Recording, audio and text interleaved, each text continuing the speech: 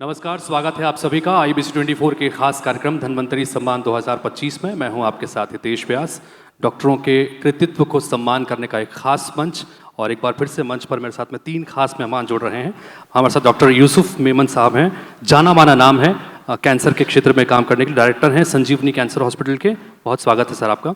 मेरे साथ में डॉक्टर चांदनी चंद्राकर जी हैं, जो फाउंडर हैं आनंद ब्यूटी एंड हेल्थ केयर, और कॉस्मेटिक जेनोलॉजिस्ट हैं और इनफर्टिलिटी के क्षेत्र में काम कर रही हैं।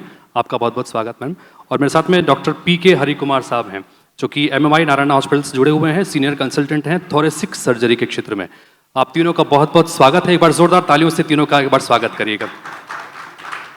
डॉक्टर यूसुफ मेमन साहब, पहला सवाल आपसे ही, चूँकि कैंसर बहुत जटिल बीमारियों में से एक रही है, बहुत लंबे समय से इसको लेकर मेडिकल साइंस में बहुत सारे चीज़ें चल रही हैं, लेकिन आज जिस तरह की स्थितियां हैं कैंसर को लेकर समाज में, जो लगातार रेट ऑफ उसका बढ़ने का दर है, वो किस तरह की स्थिति है? छत्तीसगढ़ में किस तरह के हालात हैं सर?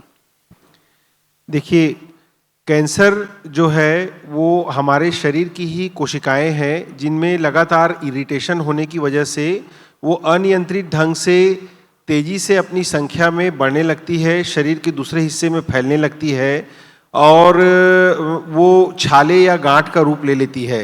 मुख्य रूप से जो कैंसर होता है वो हमने देखा है कि हमारे देश में और छत्तीसगढ़ में मुंह और लंग का कैंसर पुरुषों में ज़्यादा होता है, और महिलाओं में गर्भाशय और ब्रेस्ट ओवेरियन कैंसर ये ज़्यादा होते हैं। तो ये देखा गया है कि ग्रामीण महिलाओं में सर्वाइकल कैंसर ज़्यादा होता है, जबकि शहरी महिलाओं में ब्रेस्ट और ओवेरियन कैंसर ज़्यादा होते हैं। इसी तरह से ये देखा गया है कि वृद्ध पुरुषों में प्रोस्टेट के कैंसर ज़्यादा होते हैं, बच्चों में ब्लड से संबंधित कैंसर ज़्यादा होते हैं। और आजकल हम देख रहे हैं कि हमारी खान पान, दिनचर्या, गुटखा, तंबाकू, पान मसाला और हमारी आदतें, एक्सरसाइज, रेगुलर एक्सरसाइज नहीं करना, सीडेंट्री एक्टिविटी, स्ट्रेस ज़्यादा लेना, इन सब की वजह से कैंसर के केसेस बढ़ रहे हैं। अच्छा, इस पे सबसे बड़ी एक महत्वपूर्ण लाइन हमेशा कही जाती है कि जितना जल्दी डायग्नोज होगा उतना जल्दी क्योर होता है। अब ये जितना जल्दी डायग्नोज, तो ये जल्दी कैसे हो, कैसे पता लगे आम व्यक्ति को कि अब जल्दी है, इस वक्त जाना है, डॉक्टर को मिलना है, किस तरह से उसमें पहचान? देखिए, इसके लिए कैंसर के शुरुआती लक्षणों को ध्यान में रखना जरूरी है।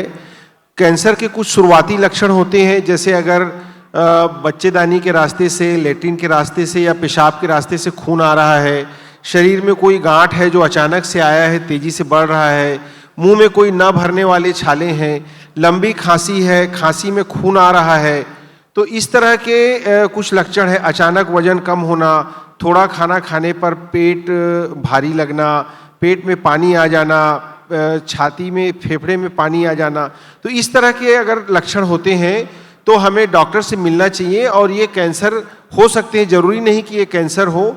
इसके बहुत ही सिंपल से टेस्ट होते हैं जो कि छोटी छोटी जगहों में भी किए जा सकते हैं, जैसे ब्लड टेस्ट है, एक्सरे है, सोनोग्राफी है, और इन टेस्ट से ही हम स्क्रीनिंग टेस्ट करके जान सकते हैं कि कहीं ये कैंसर तो नहीं है। बस लोगों को सिम्टम्स के प्रति जागरूक होने की आवश्यकता है। Doctor Hari Kumar ji, thoracic surgery के क्षेत्र में आप काम कर रहे हैं, चूँकि बहुत सारे जटिल ऑपरेशंस में से थोरेसिक सर्जरी को माना जाता है, तो इसमें खासतौर पर कार्डियक सर्जरी के क्षेत्र में भी आप लगातार काम कर रहे हैं। किस तरह की चुनौतियां इस क्षेत्र में देखते हैं, खासतौर पर कार्डियक सर्जरी के क्षेत्र में? You mean, I'm sorry, actually my Hindi is a little, can I talk to in English? Yeah. So you want to ask कोशिश करिएगा कि दोनों मिक्स करके बोलें। Yeah, sure. लेकिन See, the major disease which we see here is coronary artery disease. ये heart के ऊपर नस होते हैं और हार्ट के अंदर वाल्व्स होते हैं। सो हार्ट के ऊपर नस, उसमें कोरोनरी आर्टरी डिजीज ब्लॉक होने का चांस रहते हैं। इसके लिए हम CABG करते हैं।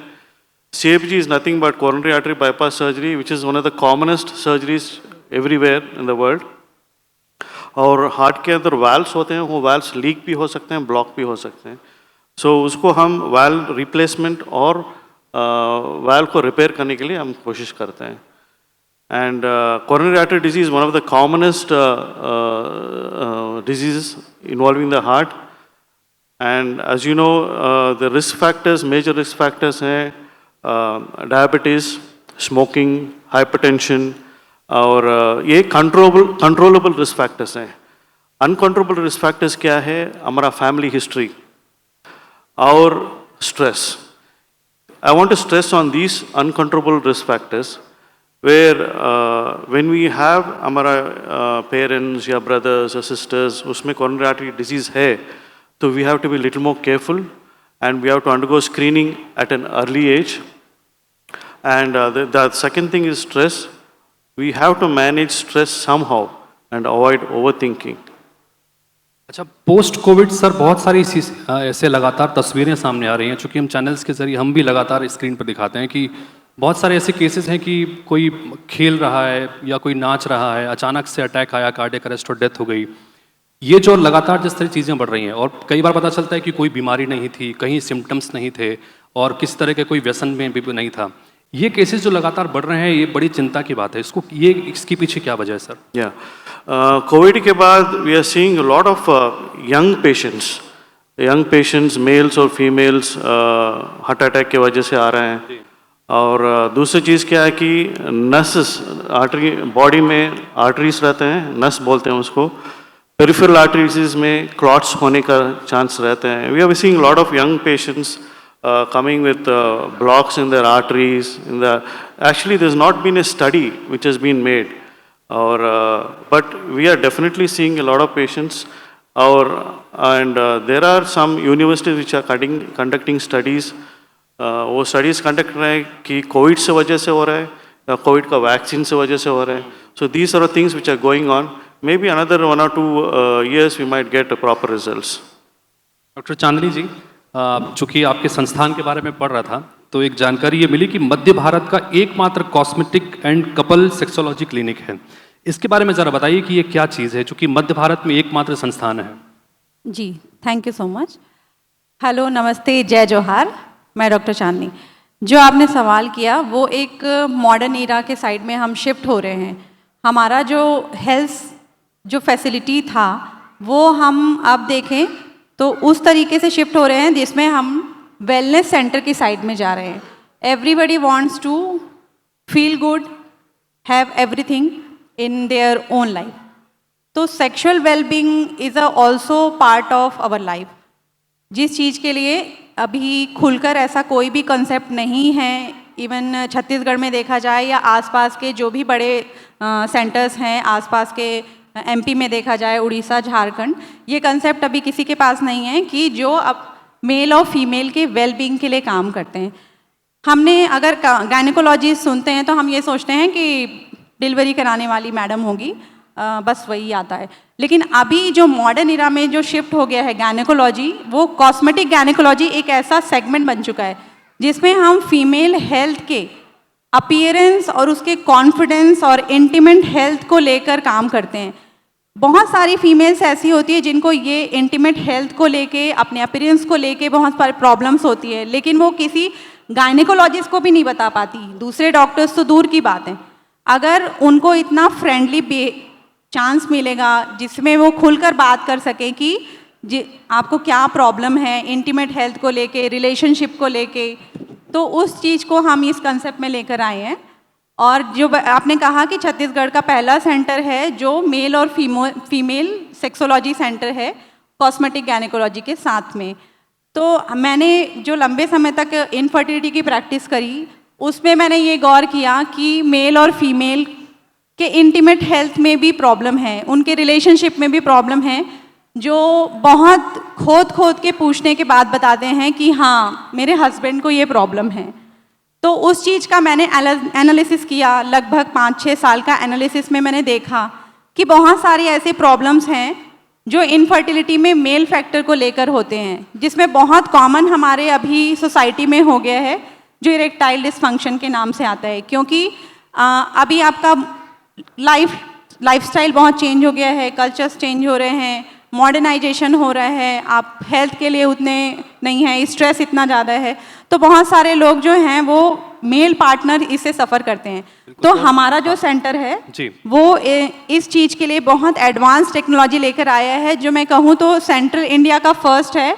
और इंडिया में 3 या 4 सेंटर्स हैं जहाँ पे इरेक्टाइल डिसफंक्शन के लिए शॉक वेव थेरेपी अवेलेबल है with the scientific proven result. Infertility basically बड़ी समस्या रही है लंबे समय से, चूंकि आपने जैसा बताया कि खुलकर लोग बोल नहीं पाते, बता नहीं पाते, तो सोशली भी इसका इम्पैक्ट देखने को मिलते हैं। कई बार सेपरेशन जैसी स्थितियां भी देखने को मिल रही हैं, और ऐसी स्थिति में ये जो तमाम कपल्स आपके पास आते हैं तो कैसे खासतौर पर डील करना होता है?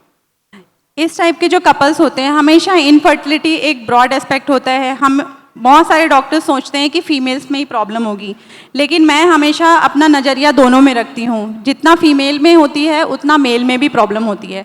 तो फीमेल के प्रॉब्लम्स तो उनके पास पूरी फाइल बनी होती है मोटी, जिसके बारे में पूरा असेसमेंट करके बैठे होते हैं सारे डॉक्टर्स, लेकिन मेल के लिए जो प्रॉब्लम्स होती हैं उसके बारे में कोई बात ही नहीं करता है।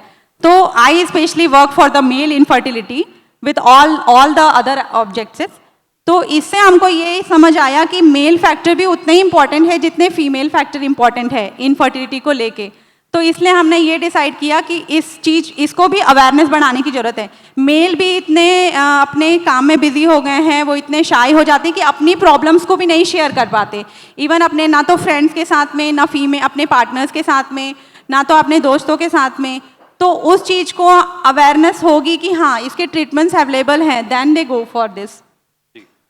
हमारे साथ अब डॉक्टर सुरेंद्र दिव्यकार जी भी जुड़ गए हैं, जो कि डायरेक्टर हैं आद्या हॉस्पिटल कसडोल से हमारे बीच में यहाँ मौजूद हैं, और खासतौर पर सर्जरी के क्षेत्र में लगातार काम कर रहे हैं। बहुत बहुत स्वागत है सर आपका।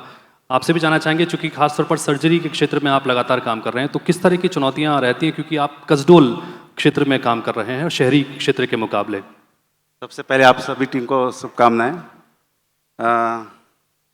क्योंकि कसडोल एरिया रूरल एरिया है और पूरा फील्ड जंगल से घिरा हुआ है, तो वहाँ पे तो बहुत सारी चुनौती हैं। जैसे कि वहाँ पे सबसे पहले एक बताना चाहूँगा कि वहाँ पे जो पेशेंट है पुअर है, रूरल एरिया है, तो हमको एक तो फाइनेंशियल दिक्कत आती है। हर मिडिल क्लास के जो अपने को स्टार्टअप करते हैं तो उसमें फाइनेंशियल का पहले चुनौती रहती है। फिर भी हमने वहाँ पे स्टार्ट किए और बहुत ही कम जितना मिनिमम हो सकते हैं, और जो टारगेट पुअर पेशेंट है हम उसको अच्छा से बेस्ट सर्विस देने का कोशिश करते हैं। और इसमें देखा जाए कि स्टाफ का भी उसमें वहाँ पे मैनेज कर पाना बहुत मुश्किल रहता है, क्योंकि वहाँ पे 10 स्टाफ और क्वालिफाइड पर्सन मिलना मुश्किल है। तो हमने उसको भी ओवरकम किया और आज हमारे 45 स्टाफ हैं। और देखा जाएगा सर्जरी में बहुत सारी चुनौती है। वहाँ पे अभी कुछ कॉम्प्लिकेटेड केस करते हो या फिर जो अल्ट्रासाउंड सिटी स्कैन में जो भी आपका फाइंडिंग मिलता है, अपना एब्डोमेन खोलने के बाद में कुछ और मिलता है, तो उसको हमको वन में आर्मी तरह से काम करना है। और उसमें भी हमने आज तक मैंने लगभग 5 साल होने वाला है हॉस्पिटल को, मैंने 5,000 से अधिक सर्जरी की है, जिसमें कोई भी मॉर्टलिटी नहीं है। ये हमारे लिए बहुत बड़ी उपलब्धि है। लेप्रोस्कोपिक सर्जन है आप, चूँकि लेप्रोस्कोपी में सर्जरी लगातार देते हैं। पारंपरिक तरीके से जो सर्जरी होती है, कैसे उसमें डिफरेंस होती है, अगर आप दर्शकों को बता सकें?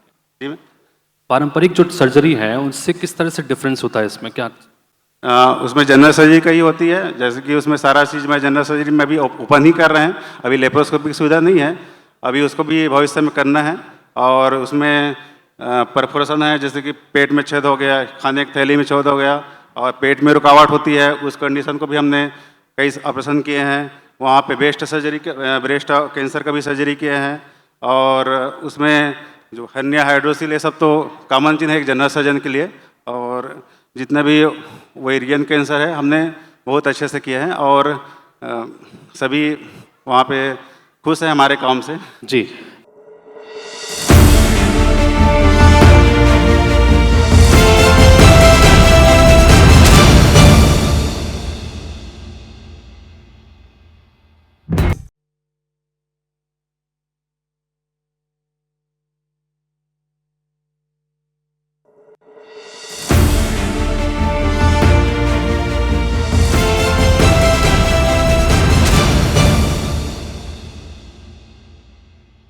डॉक्टर यूसुफ सर, चूँकि कैंसर को लेकर बहुत सारी क्वेरीज रहती है, खासतौर पर इसके इलाज को लेकर, इसमें अलग अलग स्टेजेस को लेकर, क्या कैंसर की सर्जरी हर कैंसर के में ही ज़रूरी है या टिपिकल किसी केसेस में होता है? आप, क्योंकि बहुत सारी क्वेरीज इसको लेकर रहती है कि इलाज कैसे होगा, कितना समय लगता है, इसके बारे में अगर आप बता सकें sir.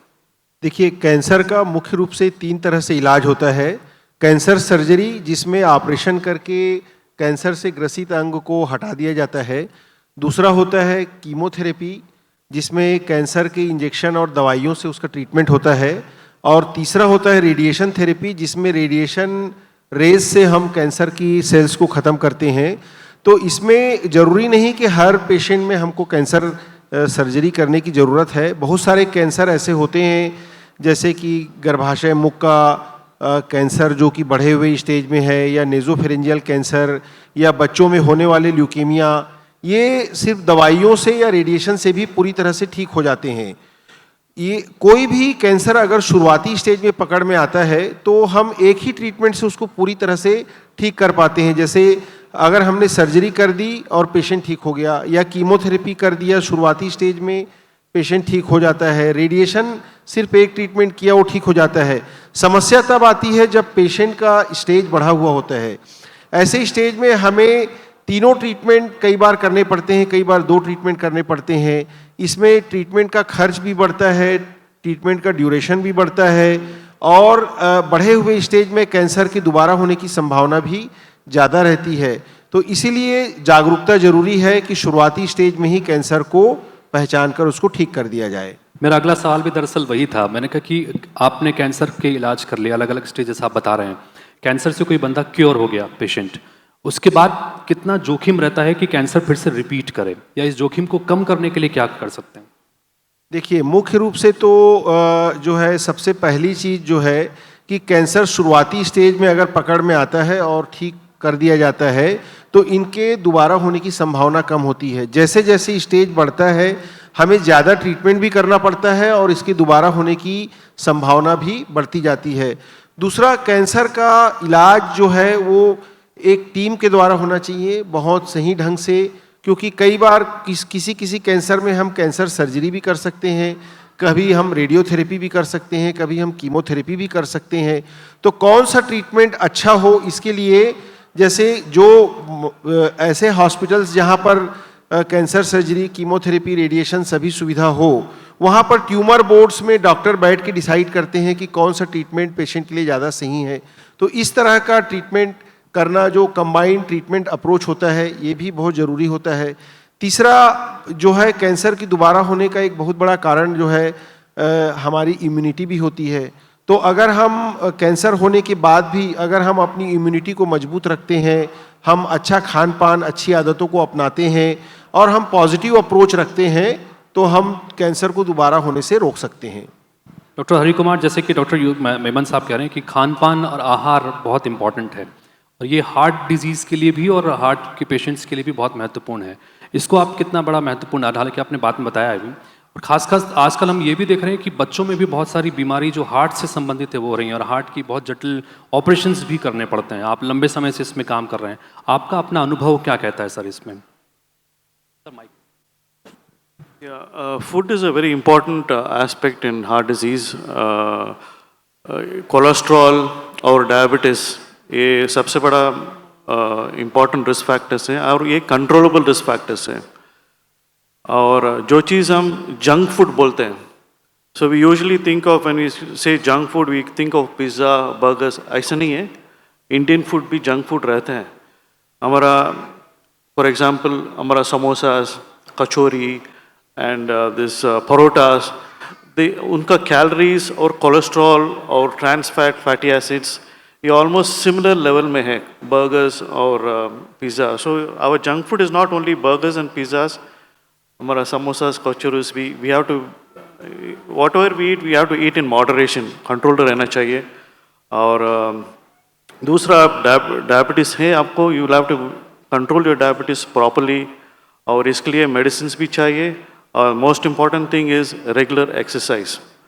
It's very, very important. Minimum at least 30 minutes of exercise is necessary to control diabetes as well as stress.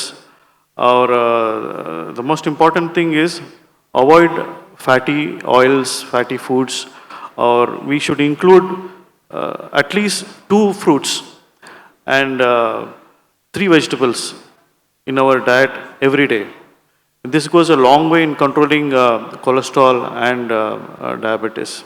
And Abhi, what we are seeing is we are seeing a lot of children eating a lot of this junk food, and the parents have a false conception है that if the children are heavy and they are little fat, they are very healthy. ऐसा नहीं है.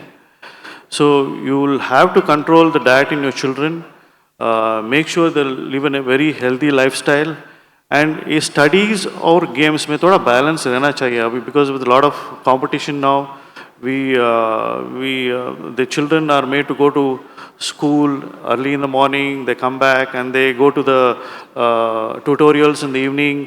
वो खेलने के लिए time नहीं है. So we'll have to balance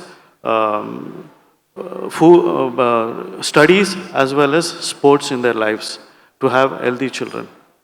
बहुत ज़रूरी है, क्योंकि सिर्फ डॉक्टर पर डिपेंडेंसी नहीं, बल्कि आप स्वयं किस तरह से अपनी लाइफ को जी रहे हैं, क्या खा रहे हैं, कैसे जी रहे हैं, ये भी बहुत महत्वपूर्ण है आपके स्वस्थ रहने के लिए. डॉक्टर चांदनी जी, आपने सेक्सुअल वेलनेस का जिक्र किया. ये चूंकि मैं बार बार इस सब्जेक्ट को इसलिए उठा रहा हूँ क्योंकि बहुत कम अवेयरनेस है इसको लेकर. इसको लेकर आप क्या खास तौर पर कर रहे हैं? सेक्सुअल वेलनेस कैसे होनी चाहिए? चूंकि आपने जैसा बताया कि एकमात्र संस्थान है, तो लोगों को जानकारी कैसे मिले इस बारे में? जो फीमेल और मेल पार्टनर्स होते हैं, तो सेक्सुअल वेलनेस हमारा अनमेट मतलब 100% we have to that thing, जिसके लिए हम ये काम कर रहे हैं कि इतना अवेयरनेस हो, क्योंकि हम मॉडर्न इतने नहीं हैं, खुल के बात नहीं कर सकते इस टॉक को. सोशल टैबू होता है, अगर कोई भी इस चीज़ पे बात करेगा तो वही छी. लेकिन ऐसा नहीं है. एवरीबडी वांट्स, लेकिन खुल के बात नहीं करना चाहते. तो किसी ना किसी को तो इस स्टेप लेना पड़ेगा, क्योंकि सबसे इम्पॉर्टेंट चीज़ है, जब तक आपको अवेयरनेस नहीं होगी कि आपको उसको जो इंटीमेट रिलेशनशिप है उसको लेके भी कोई प्रॉब्लम हो सकती है, जब आपको पता होगा then you go for doctor, you talk to something about the intimate relationship. So that is the thing which we provide for the female and male in a single center. And apart from that, cosmetic gynecology बोल के ऐसा लगता है कि ये old females के लिए होगा. No, it is for the every generation of the female, जो functional और appearance को लेके काम करे, जिसमें ऐसा नहीं है कि young females को इसकी need नहीं है. बहुत सारी young female होती हैं जिनको इसकी need होती है. और लेटर हाफ में जाते हैं तो जैसे एज बढ़ते जाता है, तो जैसे जैसे हमारे शरीर में चेंजेस आते हैं, वैसे हमारे इंटीमेट एरियाज़ में भी चेंजेस आते हैं. उसको लेके बहुत सारी ऐसे फंक्शनल इश्यूज हो जाते हैं, जिसकी वजह से लाइफ नॉर्मल होना बहुत मुश्किल हो जाता है. किसी को यूरिनरी ट्रैक्ट इन्फेक्शन बहुत ज़्यादा हो रहा है, किसी को बहुत ज़्यादा विजाइनल ड्राइनेस हो रहा है. उसकी वजह से उनका डेली रूटीन का जो सारा लाइफस्टाइल है वो हैम्पर हो गया है. तो वो किन को बताएंगी? Most of the doctor they don't know about this, क्योंकि वो अपने डॉक्टर से बात भी करते हैं तो बोलते हैं अरे ये तो नॉर्मल है, रहने दो, ठीक हो जाएगा. बट ऐसा नहीं है. लंबे समय तक आपको अगर ये चीज़ हो रही है तो this is not normal. This thing cover in cosmetic gynaecology, actually the aesthetic gynaecology, जो genito urinary syndrome of menopause बोलते हैं, जो हर फीमेल में वो चेंजेस एक दौर पे आना ही है. तो हम अगर हमारे पास फैसिलिटीज़ अवेलेबल है तो हम उस चीज़ को सफ़र करके क्यों जिए? क्यों ना हम हेल्दी लाइफस्टाइल जिए. Same as a male factor. Male factor में जैसे जैसे लाइफस्टाइल की वजह से जैसे जैसे एज बढ़ते जाता है, after 40 they have problem in erections.